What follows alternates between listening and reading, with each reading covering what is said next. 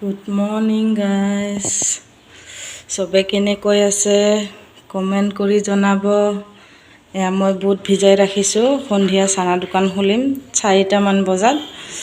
এতিয়া ভাত চাত একো বনোৱাই নাই, ভাত বনাবলৈ ধৰিম এতিয়া 10টামান বাজিল কিজান।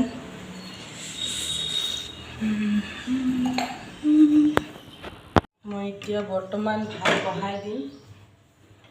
ভাত বহাই দি তিতা কেৰেলা অলপ কাটিম। লাইটাৰ নাই যে, চলাই লগতে জ্বলাইছোঁ। আমাৰ ল'ৰা বোলে ভাত খাব, জ্বৰ হৈছে। আমাৰ ল'ৰা এয়া বহি আছে। হাই কৈ দিয়ে মামা, কৈ দিয়ে মোৰ ল'লা মানে কৈ দিয়ে।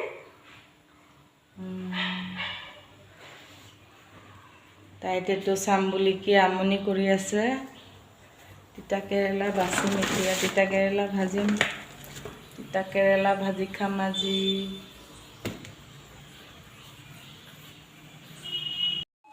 তিতা কেৰেলা কাটিম, দীঘল দীঘল তিতা কেৰেলা। কালি বজাৰ দিন আছিলে। অহ' মোৰ ল'ৰাটো কুহুৰ কুহুৰ, বাউ মোৰ নাংটা ল'ৰাটো কুহুৰ কুহুৰ। ল'ৰা বোলে ভাত খাব। তুমি ভাত খাবা? ভাত খাবা তুমি? খাবা? কি লাগিছে মামা? তাই বোলে ভাত খাই, ভাত অকণমান ওলাই দিম এতিয়া। ফ্ৰাইড ৰাইচ অলপমান আছে।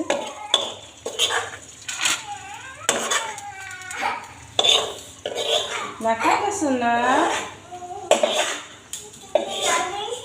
হামা।